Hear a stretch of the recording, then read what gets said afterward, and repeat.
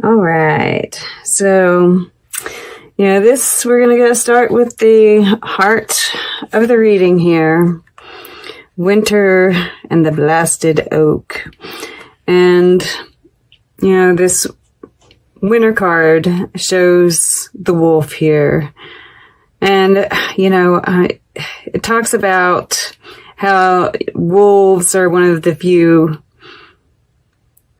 animals out in the wilderness that stay active during the winter, right?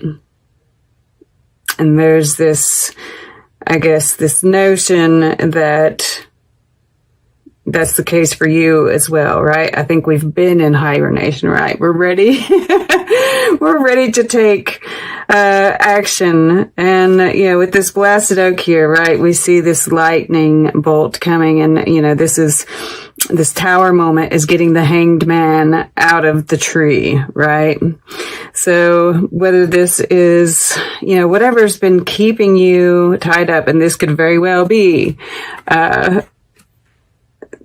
right, Jupiter and Saturn moving out of your sign. Now we just have Pluto there. So there is still some transformation, right? But it's not quite as intense. And I feel like, we're not going to feel as strung up and held back. This is also when I see the lightning strike, I think of Uranus, right? I don't think it's making any aspects with any of those other planets other than conjuncting Black Moon Lilith at the same time. But for some of us, especially if this is at, I think Black Moon Lilith is at 6 degrees of Taurus. Uranus is at 7 degrees of Taurus. So you might have that in your chart, but if you don't, it doesn't matter. But yeah, and I see, we have the unseen here. Yeah, and with this Venom card, the shadow is pointing towards the past, right? I feel like this is like getting rid of those things. During this time, we're getting rid of all those things that are venomous in our life, right? That we're facing those shadows, right? We're embracing this. And the Capricorn energy, right? The Capricorn energy is sexual in nature, right? With the devil, which is very sensual. And, you're really embracing those things. The wolf mates for life, right? And I do sense this, with this Lord energy at the bottom, the green woman or the empress here, the she-wolf, the wolf, right? There's the wolf and the she-wolf showing up here. And yes, this is that alignment within yourself, right? But also the alignment with the other, right? And that's why I think this destroyer energy is here as well, right? And even showed up as a wolf. Amazing, right? If you're not taking care of it, right? If there's anything that you're not specifically moving out of your life, Spirit will help you with that, right? And those could be just those trigger moments that kind of show you what needs to come up for healing as well, right? Destroying, and I want to go here first to the subconscious because, I think this is destroying that past karma, right? Burning up past karma.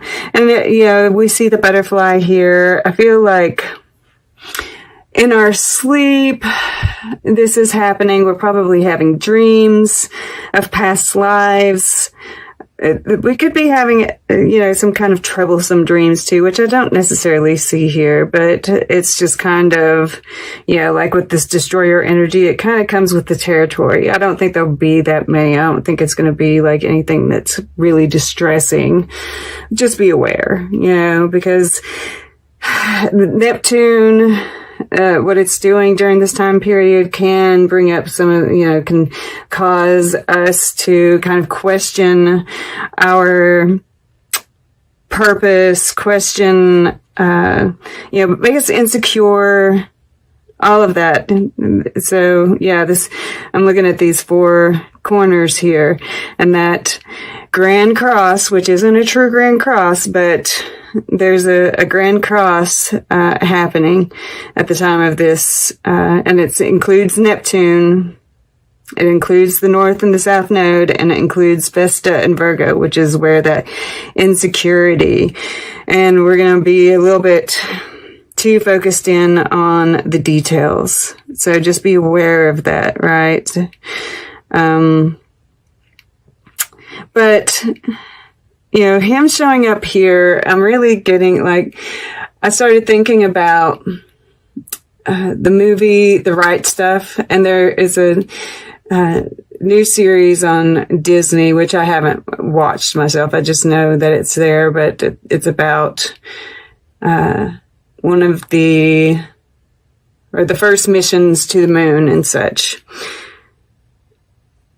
And I don't know how it happened that some of those astronauts visited one of these Aboriginal tribes in Australia, and they were like, yeah, we've been out in outer space. Yeah, their elder had been, and there was a problem with the space capsule. I can't remember exactly what it was, but they're talking about it. And in the movie, they show this Aboriginal tribe, like, doing, because they were going to, help him, right?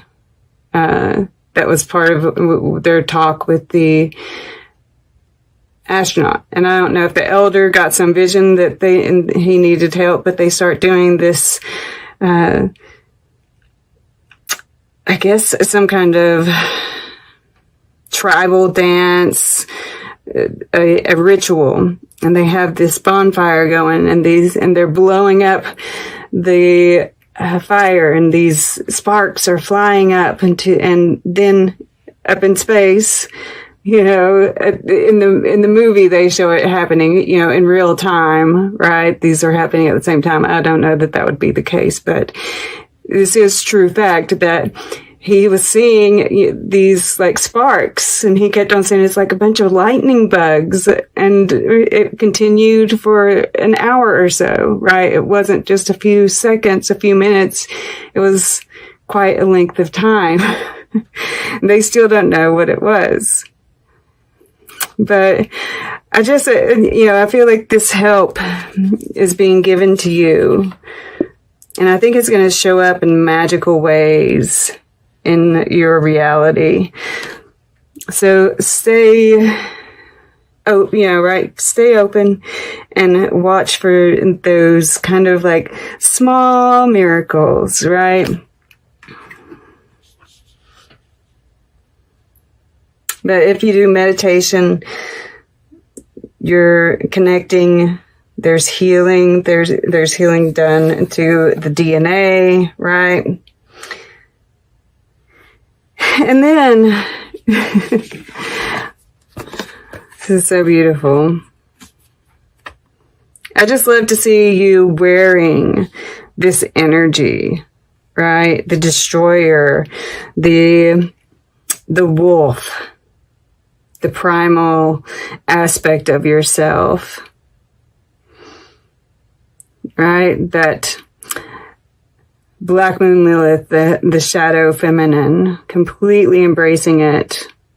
And this just makes you more divine, right? With this green woman here, right? We see this, like, image here, which, once again, it's like just being completely open with that sexuality, that part of you.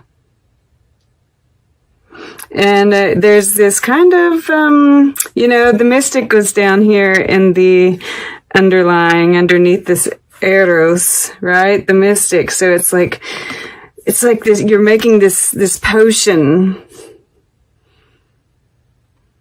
Yeah, I really get, like, some witchy vibes here, and even if you're not, just, you don't have to be to have that kind of earthy, sensual, like, mixing a concoction.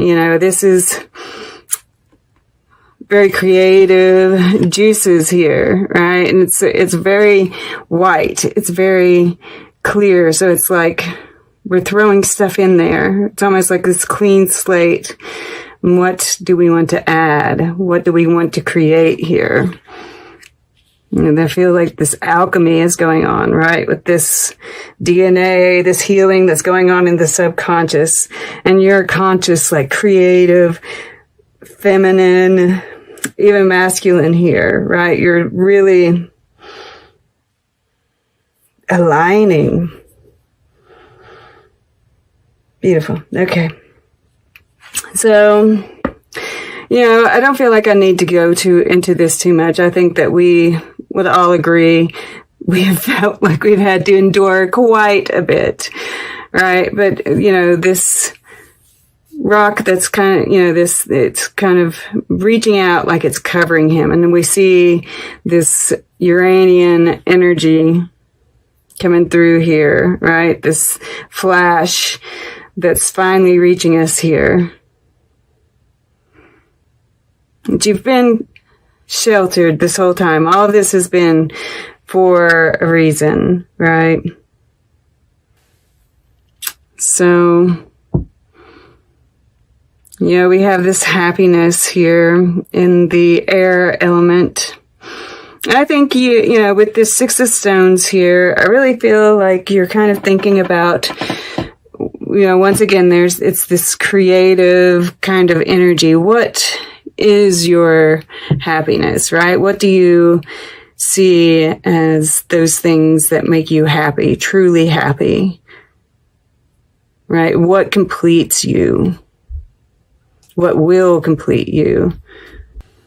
And I think this is, it's a lot of emotion. It says happiness here, but this can be, it's like those extremes. I keep saying it's just going to be high highs and low lows, right? And even this Six of Stones, it's the kind of ebb and flow of those emotions. So whatever we feel, it's going to be intense, right? Well, and I say feel, and over here is the water element. But I think, what we think about right now is producing emotions. And here in the earth element, this Six of Stones, right? It's this give and take. And I think there is this looking at our relationships, right? This is what's going on in your material world. And even your projects and what have you, right? What are you giving? What are you taking back? And then in this particular card, we see, right, they haven't taken care of these beehives. They've got the broken right. They have the tools, or they had the tools, but they didn't take care of it properly, right? So it's kind of like looking at, what hasn't been cared for, right? If it's not producing, are there things that you could do to bring it back to life? And is this something that just needs to be abandoned, right? Like, for some reason, I'm thinking about some of those relationships that, right, you stay in it because you think you're doing a favor to that other person. But if hearts are not really in it, are you really doing a favor to that other person? Yeah. And that may or may not apply to you, take what resonates. But for some reason that was coming through. But yeah. And I think there is, this promise that what you've given, right, will be returned. Or that it is. For some of you, right? Some of us were still, they are standing there waiting. And I think I just thought about like our government right now. Right? There is a dawning of a new day there. So we'll see what happens. But Here in the fire element, we have the stag. And once again, I'm getting these kind of shaman-like vibes, right? It's like a drum, and I'm hearing the beat of a drum. And I'm feeling like, this is you being on the right path. And even this card talks, it's like justice. And it's about doing the right thing, but it also talks about how, what we consider to be what's right and just does change over time, right? And looking at those things that need to change. And, I get drawn back to the she-wolf here, right?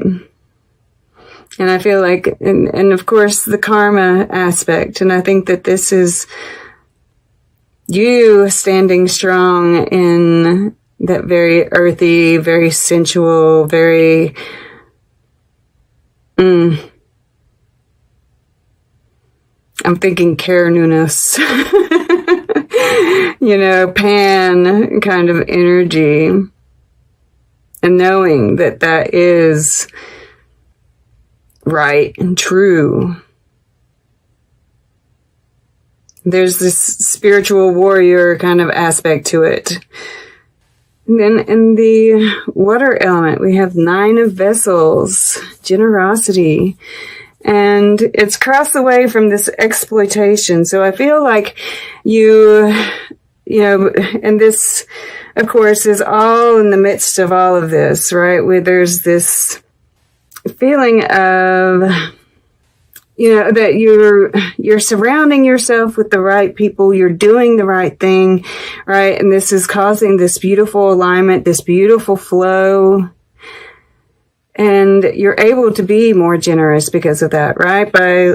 Because the 9 of vessels can be about the self, and this feeling up of your own, right? We see this, pot, this, what is it called?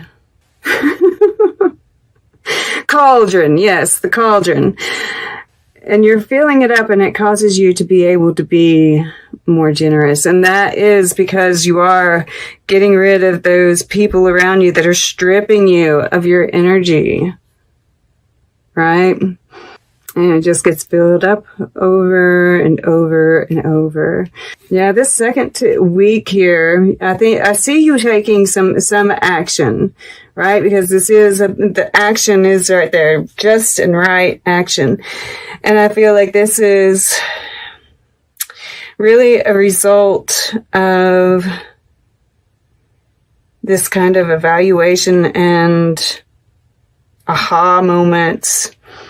And then we have, the 7 of stones, healing, and in the future. And, this is the green woman again. We see her represented here. And I feel like this is healing on a lot of, I feel like this is harvest, right? And healing in the fact that you're starting to get some return, right? You're starting to see the fruits of your labor in many different aspects, right? And the healing on the spiritual level, this figure here is still lying down, and I'm thinking of this emperor, energy here. And they even kind of look a little alike, don't they? A little bit. But, that emperor is still kind of healing. And I really feel like that's kind of the internal emperor. Well, in all of us, that feminine is really strong and vibrant, and she's helping to heal the emperor, the wounded warrior, right? Where we've been on this road for so long. I feel like we're getting a reprieve. We're getting a time to see the fruits of our labor and sit back a little bit, not have to work so hard.